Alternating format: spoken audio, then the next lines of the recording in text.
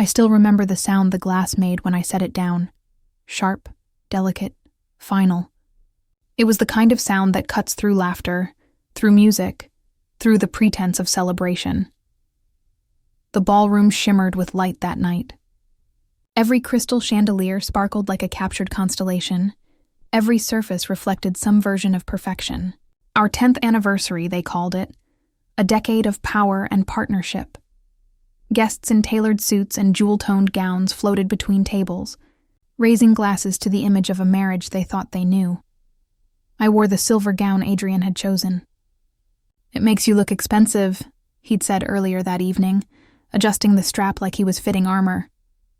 I smiled then, small, polite, rehearsed, because that was what a perfect wife did. I'd learned how to glide through rooms like this one, to mirror his charm, to embody elegance. We were a brand, he always said, a symbol. The scent of white lilies filled the room, mingling with champagne and perfume. I'd arranged for them myself. Lilies had been in my wedding bouquet, though I never liked their smell. Too heavy, too sweet. But Adrian liked them, and over time I convinced myself I did too. When he tapped his glass for attention, I was still smiling, my hand resting lightly on his arm. The pianist stopped. The murmurs died down. The city glittered through the glass walls behind us, 1,000 lights blinking like indifferent stars. "To my beautiful wife," he began. Applause broke out. I smiled wider, the kind of smile that hurts. She stood by me through everything. She's been my greatest supporter, my partner, my inspiration. He paused. The pause stretched, a silence thick enough to hear the clink of ice in a nearby glass. His eyes flicked toward the back of the room. "And tonight," he continued, "I want to thank the woman who made me realize what I truly want in life." Laughter rippled, polite, uncertain. I turned my head slowly, like someone trying not to startle a wild animal, and followed his gaze. She stood near the bar, in a crimson dress that shimmered like blood in candlelight. Young, poised, glowing in a way that only people untouched by betrayal can glow. Adrian lifted his glass toward her. To courage, to truth, and to new beginnings. The applause this time was hesitant, confused, but the photographers didn't hesitate. They lived for moments like this. The flashes burst around me like fireworks, searing through my skin. My hand trembled around my glass. The champagne inside seemed to fizz louder, angrier. My ears rang. I remembered the taste, dry, metallic, like something dying in my throat. I stood there, frozen in my silver gown, watching my husband, rest his hand casually on another woman's waist, as if it were the most natural thing in the world. She smiled at him, that practiced, private smile I used to know.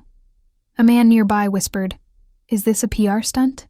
Another murmured, "God, she's still standing there." Yes, I was. Still standing. I glanced down at the diamond bracelet circling my wrist. He'd given it to me just hours ago before the gala. "You've earned it," he said, fastening the clasp himself. It sparkled now under the chandelier's light, cold and bright like mockery. I didn't cry. Not then. Crying would have been too merciful. I simply placed my glass on the table, one deliberate movement, quiet but final. My fingers slid beneath the clasp of the bracelet. For a second I hesitated. The diamonds caught the light one last time before I laid it beside his half-empty champagne flute. He didn't notice. He was laughing, saying something to the crimson girl. Something charming, probably. Something rehearsed. I turned and walked away. My heels clicked against the marble floor, a sound I'd once thought elegant but now felt like a countdown, each step heavier than the last. The air outside the ballroom was colder, thinner. The night pressed against the glass walls as if trying to break in. I caught a glimpse of myself in one of the mirrors near the exit. The silver gown, the bare wrist, the frozen expression. I looked like a ghost dressed for a party I hadn't realized was my own funeral. A waiter tried to hand me my shawl. I waved him off gently. I didn't need warmth. Not that night. Behind me, applause erupted again. He must have said something else. Something about love, about honesty. Adrian always knew how to make betrayal sound poetic. The elevator doors closed around me, sealing out the music and the laughter. My reflection stared back in the mirrored walls, still, pale, stripped of everything familiar. The air smelled faintly of champagne and lilies. I pressed the button for the lobby and whispered, almost to myself, "Happy anniversary." The words sounded foreign, hollow. When the doors opened, I stepped out into the cool night. The city stretched before me, alive, glittering, indifferent. Somewhere behind me, people were still drinking to my husband's new beginning. But for me, that night was the end of one story and the quiet beginning of another. And as I walked into the darkness, bare wrist brushing against the night air, I realized something I should have known long ago. I had been living in a play he directed. Every smile, every gesture, every compromise had been part of his script. Now, finally, I had stepped off his stage. Before the humiliation, before the champagne and the crimson dress, there was love, or what I thought was love. When I met Adrian, I was 26, restless, hungry, and reckless with hope. I was an interior designer trying to survive on freelance jobs and late-night coffees. I lived in a tiny apartment above a bookstore, where the ceiling leaked when it rained and the wallpaper peeled like a warning. But I loved that place because it was mine. Every imperfection felt honest. He found me at an exhibition downtown, one of those art events where everyone pretends to understand sculptures that look like broken furniture. I was explaining my portfolio to a gallery owner when he appeared, tall and composed, his navy suit cutting through the crowd like certainty. "You have a remarkable eye," he said, glancing over my sketches. "You see emotion in structure. That's rare.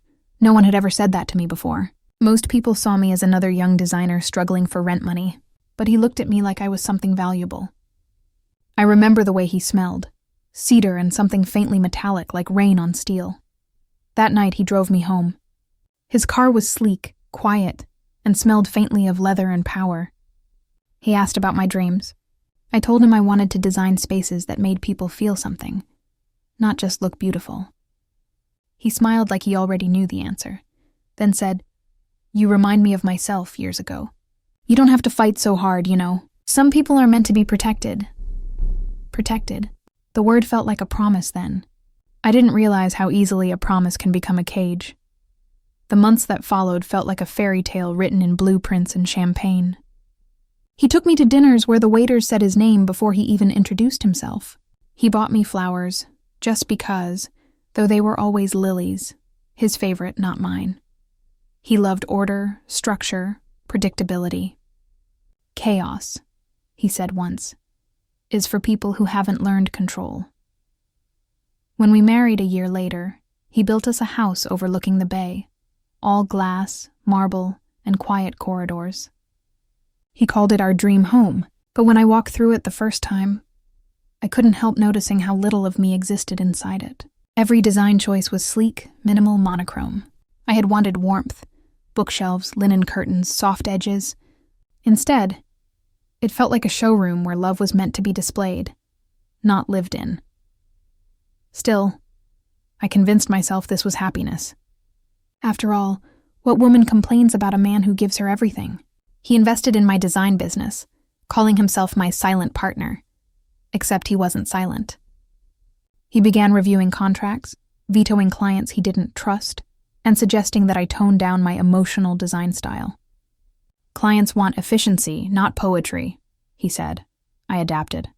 I made my designs colder, cleaner, more like him. And people loved it. We became a name. Together we built a brand, A&A Designs. Except that together began to mean under him. He handled the finances, the publicity, the deals. I became the face, the soft part, the woman who smiled beside him at galas. Every compliment I received, he found a way to redirect. "She's talented, but she'd be lost without structure," he'd tell people. That's where I come in. I used to laugh it off. I used to tell myself he was joking. My mother saw through him long before I did. She came to visit once, right after the house was finished. She ran her hand along the marble counter and said softly, "It's beautiful, but it feels cold." I told her she was being old-fashioned, that Adrian had vision. She smiled sadly and said, "He loves you like a collector loves art, only as long as it hangs where he wants it." I remember laughing. I wish I hadn't. By our 5th anniversary, I was working 16-hour days, running projects I barely recognized. Adrian had become a silent storm, polite in public, dismissive in private. His compliments vanished. His touch became infrequent, mechanical, like checking a box. He began traveling more for meetings, though he always came back smelling slightly different.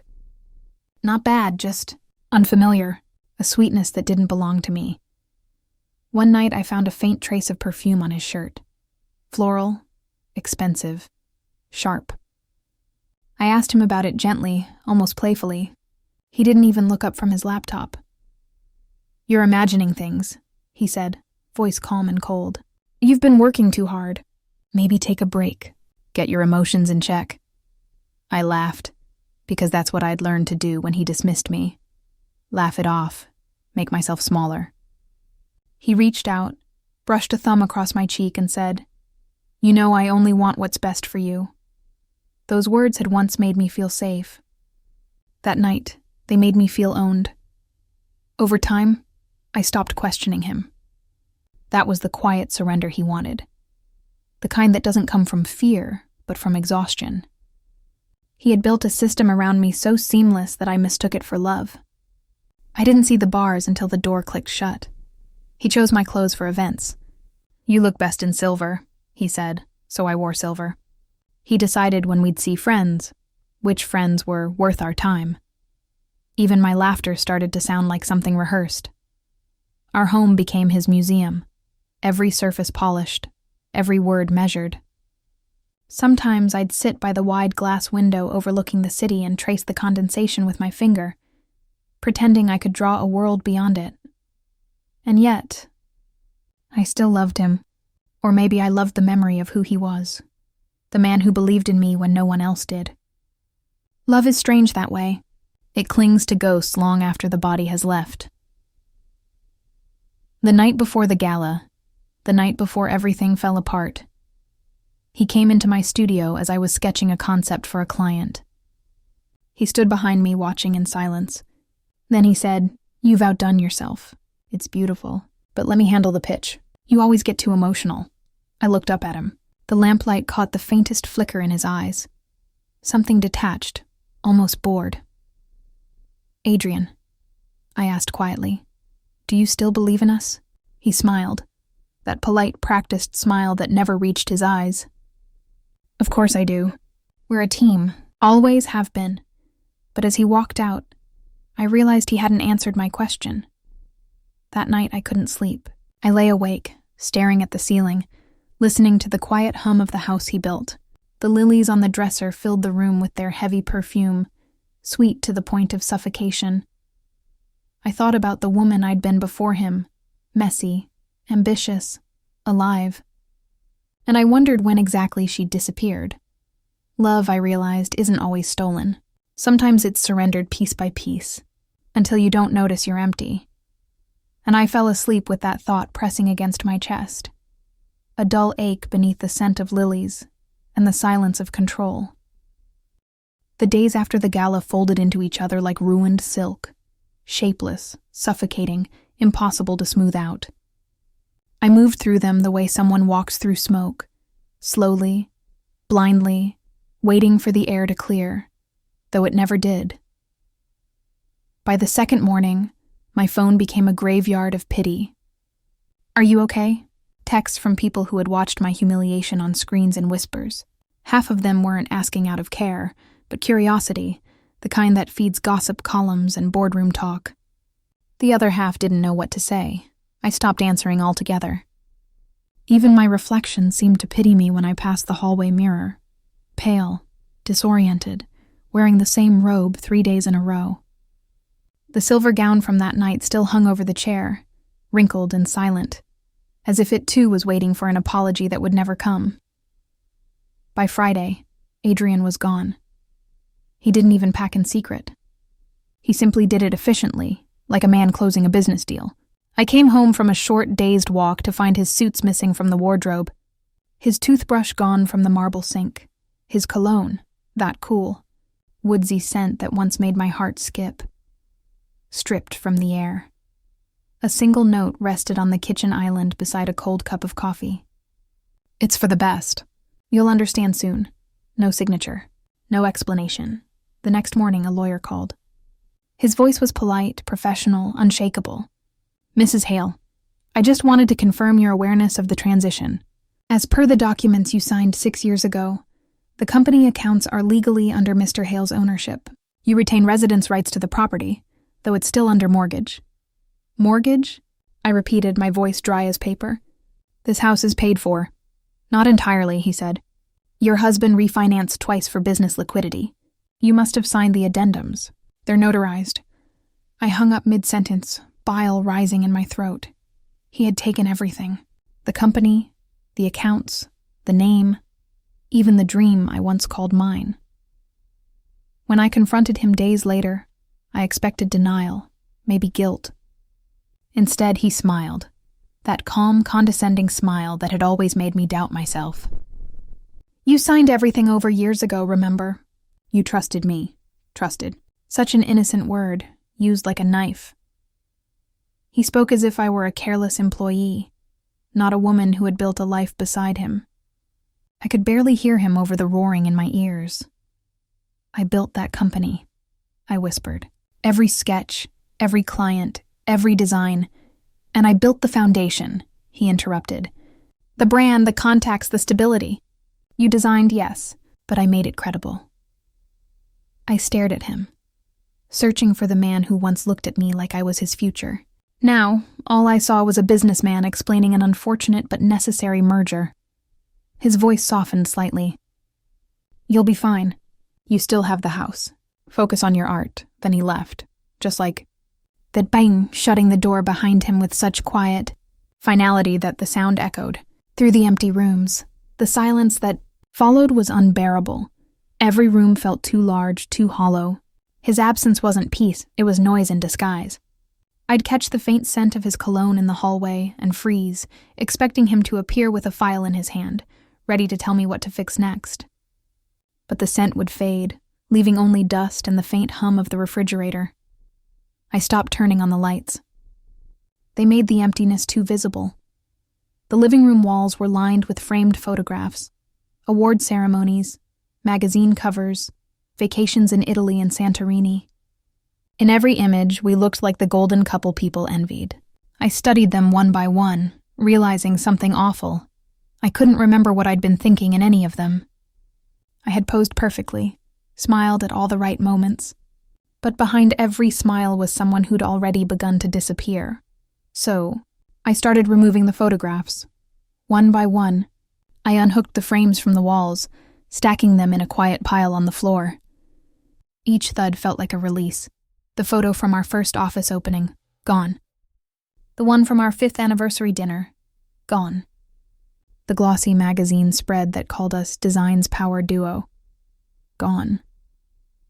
By the time I finished, my fingers were trembling, the wallpaper beneath each empty spot looking like pale ghosts of what once was. I left only one picture on the mantel, a smaller, older photo. Me at 26, standing beside a model of a building I'd designed before I met Adrian. My hair tied up, paint stains on my wrist, eyes alive with something fierce. That night, I didn't sleep. I wandered through the darkened house like it was a museum of someone else's life. Every piece of furniture had a memory attached to it. The dining table where he first called me his prodigy. The glass vase he bought to match my aesthetic. The couch we picked together that he later claimed didn't suit the brand. Even my own home felt curated by him. Sometime past midnight, I went into the attic. I wasn't looking for anything. I just needed to move, to breathe. Dust particles swirled in the narrow beam of my phone's light. Boxes labeled archives and contracts towered in silent judgment. In one corner, buried under a roll of fabric samples, I found a worn leather folder. Inside were old papers, sketches, invoices, ideas, from before Adrian. And then near the bottom, I found it, my original business plan. The pages were curled at the edges, smudged with coffee and determination. My handwriting was bigger then, sharp, hopeful, unafraid.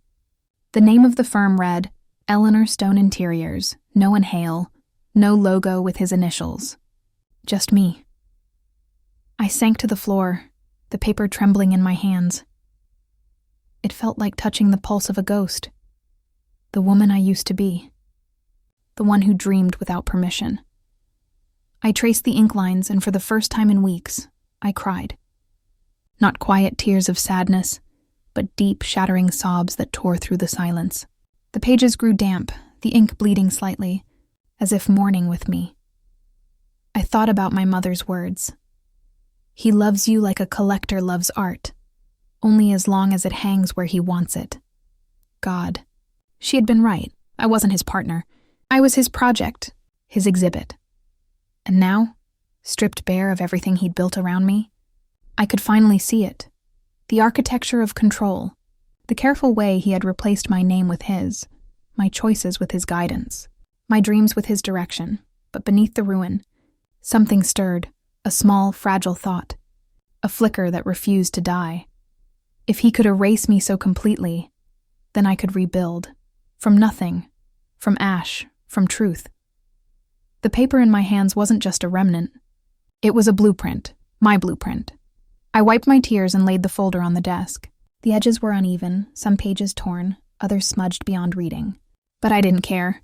I wanted to see the mess, to remember the woman who had once written with such audacity. The clock struck 3. I poured myself a glass of water, sat at the desk, and began tracing the old designs. My hand was shaky at first, but steadied with every stroke.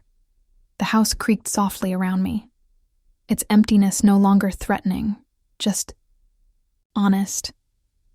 For the first time in years, I didn't hear his voice in my head correcting me.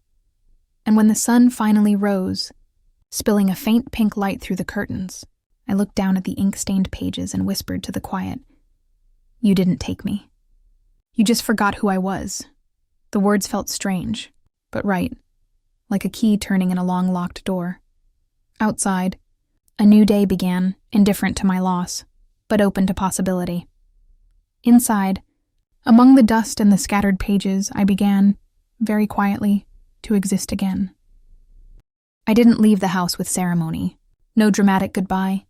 No final look back at the marble floors or the staircase he once said symbolized our ascent. I just walked out. One suitcase, my laptop, and a single-frame drawing from my first-ever client. The rest could rot in the curated perfection we'd called home. The morning air bit at my cheeks as I loaded the suitcase into the back of a cab. I remember the driver glancing at me through the rearview mirror, the kind of glance people give when they sense something broken, but know better than to ask. The city rolled past in gray blurs. I had nowhere grand to go, only away. My new place sat above a florist's shop on a quiet street that always smelled faintly of wet soil and eucalyptus. The rent was half of what I'd once spent on a single dinner event. The ceiling cracked, the pipes hummed at night, and the radiator worked only when it felt generous, but the windows were wide. They looked out over the street where life kept moving, children running with paper cones of flowers, an old man feeding pigeons, a teenage couple arguing and laughing under the same breath. For the first time in years, I could breathe without permission. At first, survival felt humiliating. Gone were the catered breakfasts, the staff, the endless calendar of appearances that had once defined me. My days became small and practical. I ate instant noodles, washed dishes by hand, and learned the sound of my own footsteps again. I made lists of expenses like they were prayers: rent, utilities, groceries, Wi-Fi. Each tick mark meant I was still standing. When I tried to find work, I realized how invisible I'd become. Every design firm that once praised me now avoided my calls, whispering about the Hale scandal. So I created a pseudonym, E. Stone. Under that name, I began taking small freelance projects, designing coffee shop interiors, restaurant menus, a mural for a daycare center. At first, it was just survival, but something unexpected happened. My work began to change. Without Adrian's voice in my ear correcting every choice, I started designing with feeling again. Imperfect, emotional, alive. Gone were the cold neutrals he loved. I filled spaces with textures, warmth, unplanned symmetry.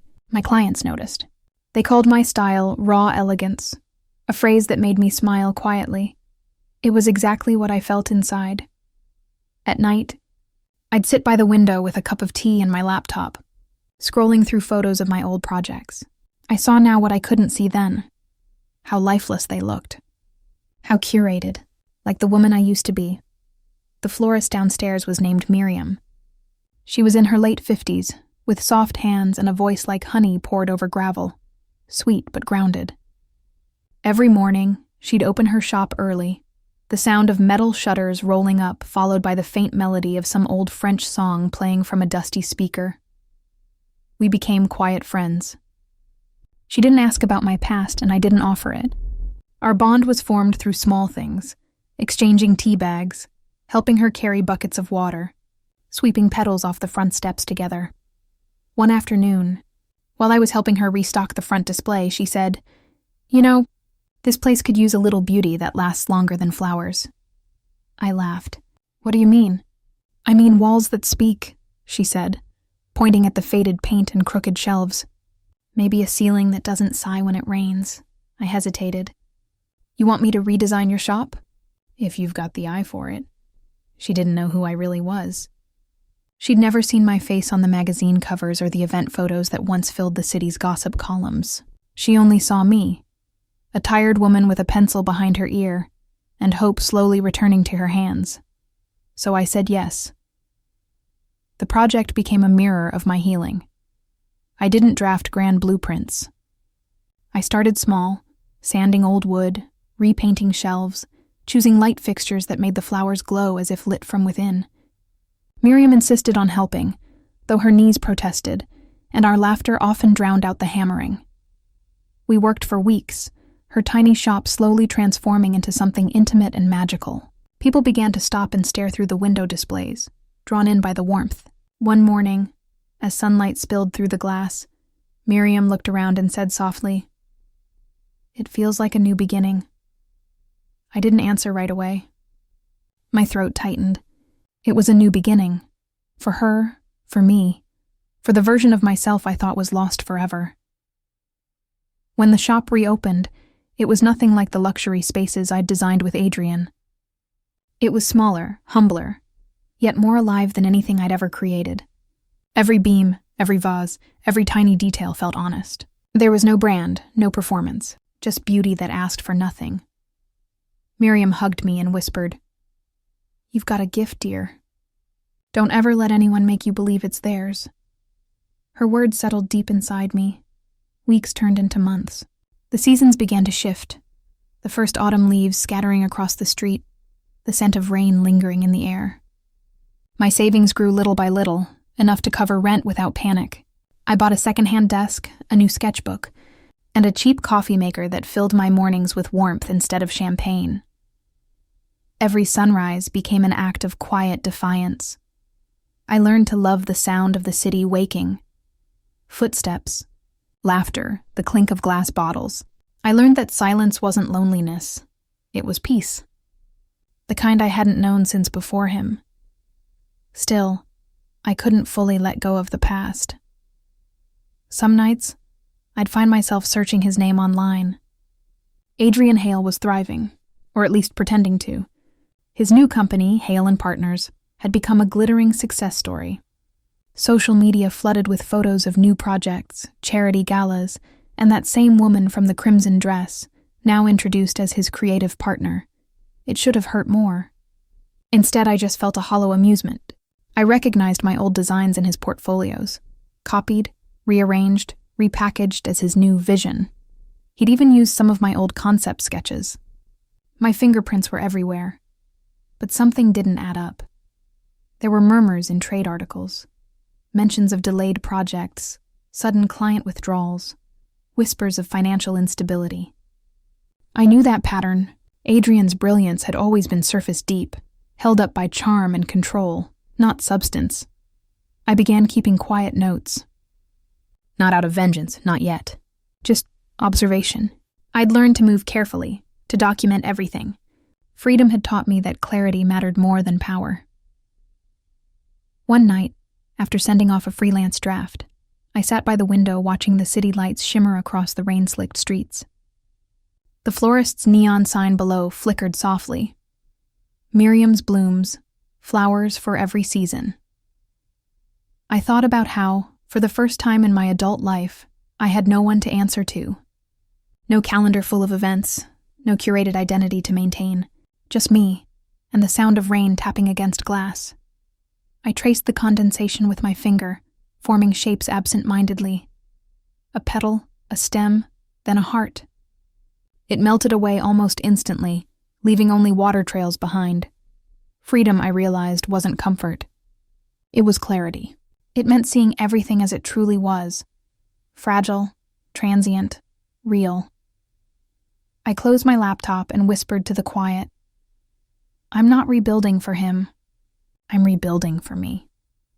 And for the first time in years, the words didn't feel like rebellion. They felt like truth. The year folds quietly around her, not in grand gestures, but in the soft persistence of rebuilding. The city outside her apartment no longer feels like an echo of her past. It hums differently now, like a rhythm she's finally keeping pace with. Her mornings begin with silence. No phone buzzing with Adrian's demands. No perfectly curated schedule waiting on the kitchen counter. Just the hiss of the kettle, the scratch of her pencil against paper, and sunlight crawling across her desk.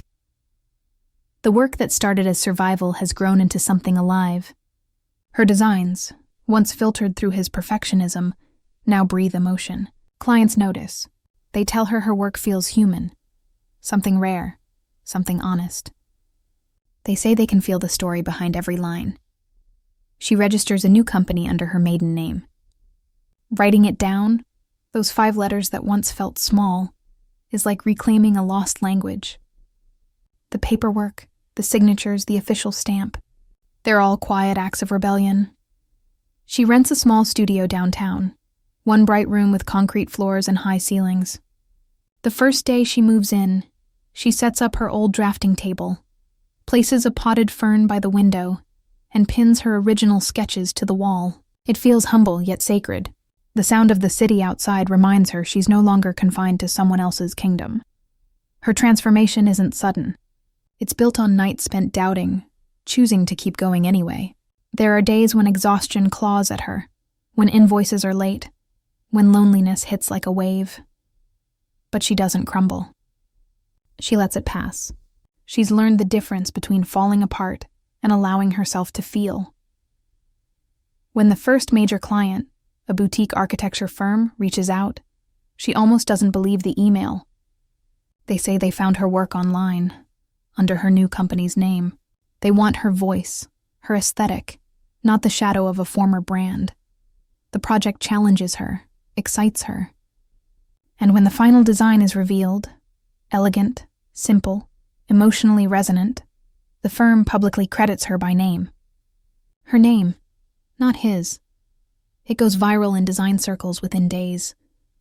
Her inbox floods with opportunities, collaboration offers, speaking requests, media inquiries. For months, she keeps her profile low, cautious of attention, until one afternoon, a journalist sends her a message. We're doing a feature on women rebuilding careers after corporate loss. Would you be willing to share your story? She stares at the message for a long time, her fingers hovering over the keyboard. Then she types, maybe, but I'll tell it my way. Weeks later, over coffee, she meets the journalist. The woman listens more than she asks, and for once, telling the story doesn't feel like bleeding. It feels like closing a wound. That night, she rereads the printed draft before publication. It's raw, real, but careful. No direct accusations, no revenge. Just truth. Her truth. The morning the article goes live, her phone buzzes relentlessly. Supportive messages flood in, from women she's never met. From designers who say her honesty gave them courage to walk away from toxic partnerships. Her name begins circulating again, not as a scandal, but as a symbol of quiet resilience. One evening, as she's reviewing new proposals, she receives an unexpected email. Subject, we need to talk. From Adrian. For a moment, everything inside her stills. The cursor blinks on the screen like a heartbeat. She doesn't open it. Not yet. Instead, she searches his company's name out of habit, and the headlines hit her like déjà vu. Federal investigation launched into misappropriated funds. Executives linked to fraudulent reporting. Sources claim discrepancies began years ago under founder Adrian Keller. She sits back slowly, the glow of the screen reflecting off her glasses. So it's happening. The same web of deceit he once used to strangle her is now catching him. A few days later, through mutual acquaintances, she learns that Adrian's assets are frozen. His investors are fleeing. The lavish home she once lived in is on the market, the luxury cars repossessed. She feels no satisfaction, just a strange, hollow calm. But then, the thought returns, sharp and clear, her firm. Her designs, her name. He didn't just steal her love, he stole her intellectual life. That night, she digs through an old box in her apartment. Papers she'd once stuffed away, just in case. Contracts. Email threads. Original drafts. Proof. For the first time in years, she opens them not with pain, but precision. Each document is a fragment of her erased history, a piece of herself returning home. She calls her lawyer friend, a woman who once left the same industry because of similar exploitation. Together they spend months building the case quietly. No headlines, no noise, just facts. The process is exhausting, but empowering. Every page they prepare feels like another step toward freedom, toward reclaiming her story. By late spring, she receives a letter confirming the reinstatement of her original trademarks. The firm's first logo, the one she drew before Adrian entered her life, is legally hers again. She prints the document, frames it, and hangs it in her studio. Beneath it, she places a small plaque that reads, "Begin again." When she looks in the mirror now, she barely recognizes the woman she once was. Her hair is shorter, practical, confident. Her clothes are simpler but intentional. There's no mask of perfection, no fear of imperfection. Her reflection meets her gaze without flinching. One morning, she receives an invitation. Women's Entrepreneurship Conference, keynote speaker request. She laughs softly, shaking her head in disbelief. A year ago, she could barely look people in the eye. Now, they want her to stand on a stage and speak. She says yes. The day of the conference arrives bright and windswept. The hall buzzes with energy. Women in tailored suits, creators, founders, dreamers. Backstage, she adjusts the microphone headset, her palms slightly trembling. The moderator introduces her with words she once could never imagine associated with herself. Independent designer, survivor and founder of one of the fastest-growing creative studios in the city. As she steps onto the stage, the applause feels overwhelming. But when she speaks, her voice, though trembling at first, finds its rhythm. She talks about ambition, about the seduction of control disguised as love, about losing everything except the small flame of self-belief. She doesn't mention Adrian by name. She doesn't need to. Every woman in the room recognizes that shadow. When she finishes, there's silence, then a standing ovation.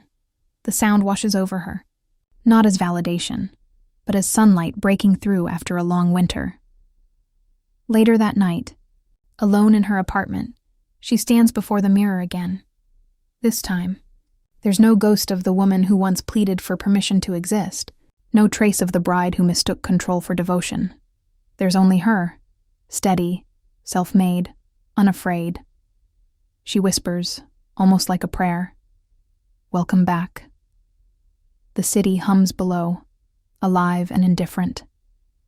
But she knows, for the first time in years, she's not surviving in spite of her story.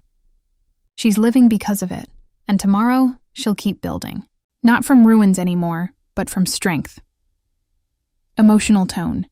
Empowering, cathartic, luminous. What she realizes. She didn't just rebuild her career, she rebuilt herself. Her reflection no longer holds shame or loss. It holds ownership. She has become the woman in the mirror again. Not the one he created, but the one she was always meant to be. 2 years is both an eternity and a blink.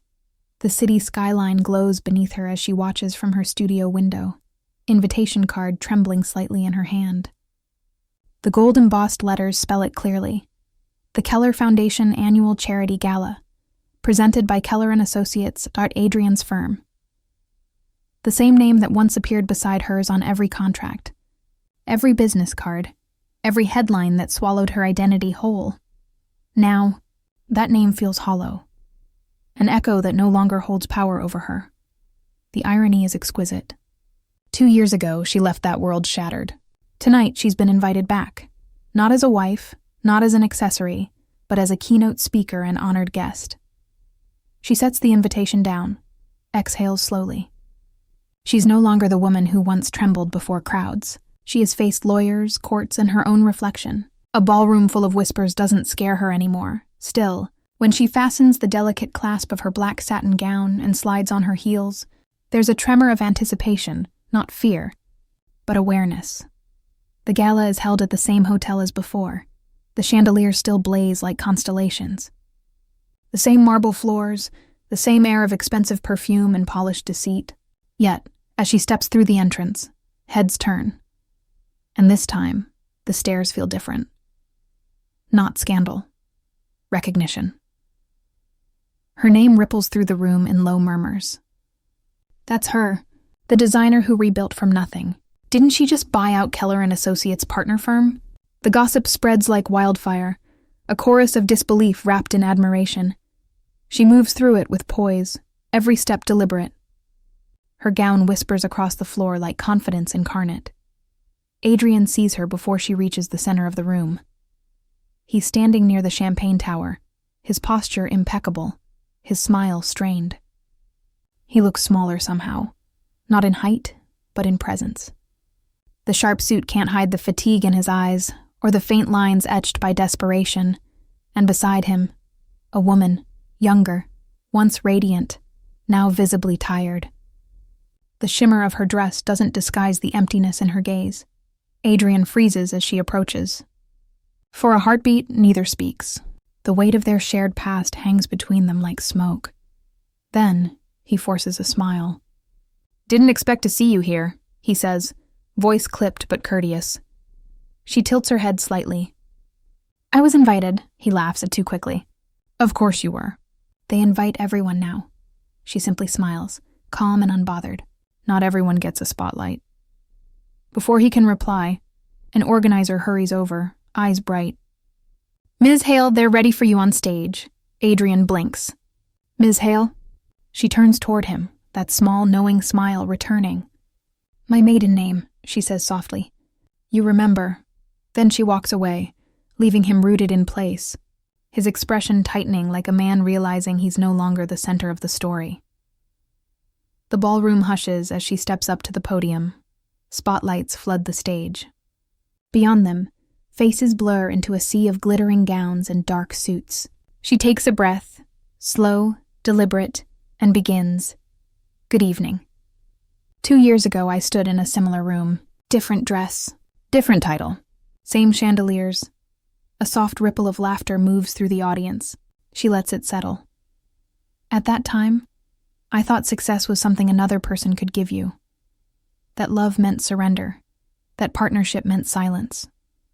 I was wrong." Her voice is steady, low, but it carries. "Losing everything was the best business education I ever received. It taught me the cost of ignorance and the value of identity." People lean forward, listening. She pauses, scanning the crowd until her gaze lands, briefly, on Adrian. He stands stiff, glass in hand, trying to maintain composure. "I learned that the greatest luxury," she continues, "is not wealth or reputation. It's freedom, the kind that cannot be bought, taken, or signed away." Applause stirs, quiet at first, then growing. She smiles faintly. "And tonight, I'm proud to announce something close to my heart, a project that celebrates that freedom." Behind her, the screen lights up. The logo of her new foundation appears, the Hale Collective, empowering women to reclaim their work and worth. "But that's not all," she says, her tone warm, conversational. "This initiative is made possible by a partnership with an extraordinary investor, one who, as of last month, has officially acquired Keller & Associates." The words drop into the air like glass breaking. Gasps ripple across the room. All eyes swing toward Adrian. He stands frozen, his jaw tightening. The color drains from his face. She doesn't look at him again. She simply continues, calm as ever. "This isn't revenge," she says quietly. "It's renewal. And it's proof that even what's built on deceit can become a foundation for something true." When she finishes, the applause is thunderous. It rolls through the room, filling every corner, echoing off marble and glass. She steps down from the stage slowly, the weight of the moment sinking in, not as victory, but release. Later, when the crowd thins, Adrian finds her near the fountain outside the hotel, the same fountain where photographers once captured her humiliation 2 years ago. The air is cooler now, the night sharp with the scent of rain. He approaches cautiously. "That was quite a show," he says. His voice is softer, stripped of arrogance. She doesn't turn. "It wasn't a show. It was my truth." He scoffs, but it sounds weak. "You destroyed me." She faces him then, calm, centered. "No, Adrian. You destroyed yourself. I just learned to stop living inside your wreckage." He opens his mouth, but no words come. The silence stretches between them, the final distance neither can bridge. For a long moment, she studies him. Not with anger, not even pity, just recognition. The man who once loomed like a god now stands like any other mortal, diminished by his own choices. "I hope," she says softly, "you find peace someday, but it won't be through me." Then she turns and walks away. The night hums around her, city lights reflecting in the puddles, the faint echo of music drifting from the ballroom behind her. At the edge of the plaza, she pauses by the fountain, the same one that bore witness to her unraveling. She reaches into her purse and takes out a small velvet pouch. Inside lies her wedding ring, simple, gold, untouched since the day she left. For a moment, she holds it between her fingers, feeling its familiar weight. Then, with a quiet exhale, she lets it fall into the water. The ring sinks slowly, catching the light one last time before disappearing beneath the ripples. The surface settles. The reflection that looks back at her isn't his anymore. It's hers, strong, serene, free. She smiles. Not wide, not triumphant, just peaceful. Then she walks into the night. The city swallows her gently, the sound of her heels fading against the pavement. No cameras. No applause. Just freedom,